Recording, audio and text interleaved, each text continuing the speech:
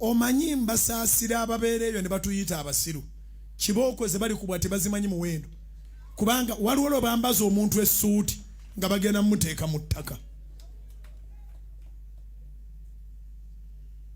abatafiirwangako Mungu abasasire naye ffe tufiiriddwa abantu baffe n'ayambazibwa bulungi amasuuti ne ttaayi kabe kasinge n'essaawa ne bagimuwa ne mulekanga mumutadde mu ttaka kati kiba kya mukisa nnyo bw'obanga ggwe osobola obutasinza ngoye zo newankubadde obutasinza mubiri gwo n'ogamba nti enkubeze nazze kusinza kansinze nga bwendi nakati ebifaananyi bitambula ku social media eri abatuvuma laba embizi ezo daba we bali bugingo oba yabawaaki yabaloga lwaki tateekawo peva ffe titunoonya peva tunoonya pentagoni ate tujja gizimba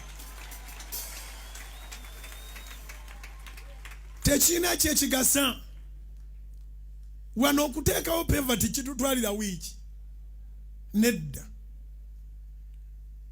naye titwagala peva naye Mukama akimanyi twagala kumuzimbira nnyumba na buli atunyoomanga kwakomya amaaso ate tujja gizimba tugenda kugizimba ennyumba esooka eri mu kuzimbibwa yazimbibwa eri mu kuzimbibwa ennyumba ogimanya esooka ye muntu omuwala akugamba nti abeewaabwe bagagga a well to be family abasobola omutwala mu ssomero eriri mu nsi yonna waaba alyagala ne batuuka ekiseera ne bagamba tuwanise ne bawanika kati Mukama n'amututeeka mu ngalo nababanga gye bali proud tuba tuzimbye ennyumba ya Mukama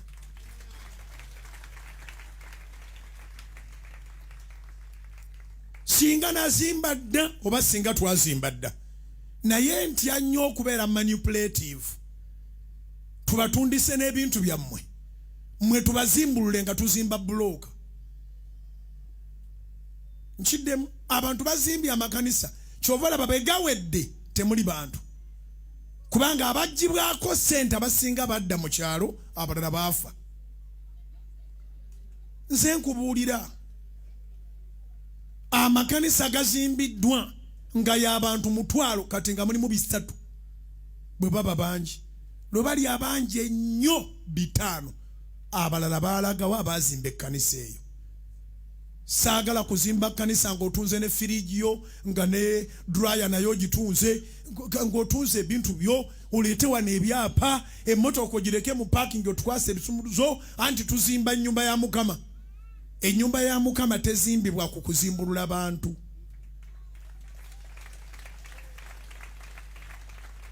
so tetuli slow we may not be faster but we are not slow so eri abakoye nga n'abakoye tebalina kye babatuma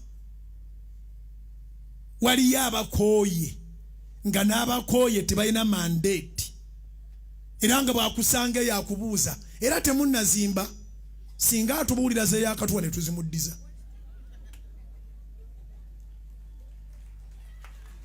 bantu ba Katonda temukoowa guno omulimu omunene naye yatuwa bwe tutudde nga tuwali abanja agenda kutusobozesa okumuzimbirawo kubira Mukama engalo ez'amaanyi bangi gye muyiteeyo babagamba akasajja kababba akasajja kabbinyo nemwe mukyakolayo ki era temunnaba kuzimba era teziweranga bannange ayogera bwatyo mugambe jangu tugende bakuddize sente zo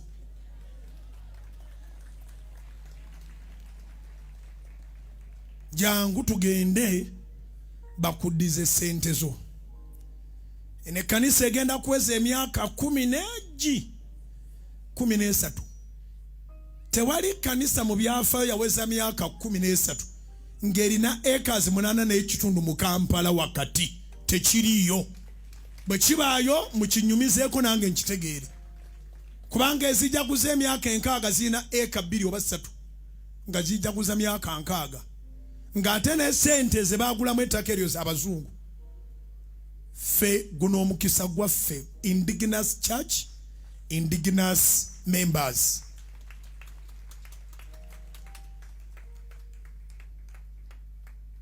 So njagala obere proud of your church, njagala obere ne faith mu your church, njagala okalinge too much hope in your church. Tokkiriza muntu atasaba naffe kukugambira eyo nti tuluddewo okuzimba, kubanga twabakolera kubasabira bali ku TV oddayo nagamba nkulabye mbisooto. Eyo TV gyolaba nayo yava mbisooto. Kubira Mukama engalo ez'amaanyi obanga okyulidde. Eyo TV gyolaba nayo yava mu ki? Mu bisooto. Waliyo n'abaazitandika kubanga bujinga atalina bwali yazitandika. Bali mu kuziggala. Nkiddemu waliwo abaatandika nga be bwepimapima mu ku minzaani beebuuza nze ataweramu na kiro njibeezaawo ntya n'agitandika. Bali mu kuziggala, abalala bali mu kuzitembeeya. Batembeeya TV nga batembeeya fupeti. Bazitunda. Eyaffe tetugitembeeya, tetwagitandika nga tukopa gundi, ffe tumanyi kye tukola. We started with the church without walls. Radio Mukaga, TV in 13 years. We are going to celebrate 13 years in January on 24th. 6 radio stations. 102.6 Mbale, 98.2 Busoga, 107.0 Kampala, 97.5 Mubende, 90.3 Fort Portal, 95.0 Mbarara. Ekyo netugaa nti abo bawedde. Netugaa naye abantu baagala okulaba. Bwe batalaba ko tebakkiriza. Netukola TV eri ku satellite, tewali platform wetasangibwa.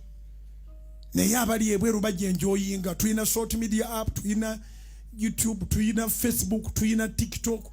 Buli kantu tukakoze. Yesu ne bajjira wano tetubeeranga batakolanga. Naye ekisingako obukulu tewali musiyaza alina mukono mu kanisa yaffe. Zikubira waggulu mu linnya lya Mukama ffe Yesu.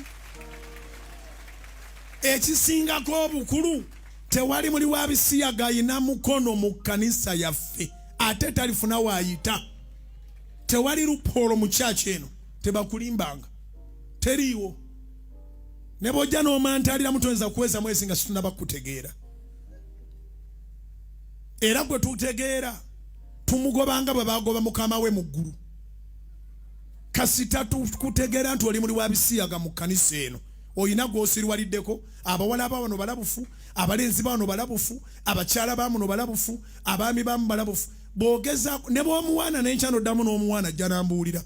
Kitwandibanga twafunye omusiyazi. Owaana otya mulenzi munno. So abishemwe bazaamu amaanyi tujja kuzimba. Tujja kuzimba. Tugenda kuzimba very soon. Tujja kuzimba very soon. Nina kyempanga very soon katuve kololo na kyonchi babuulire.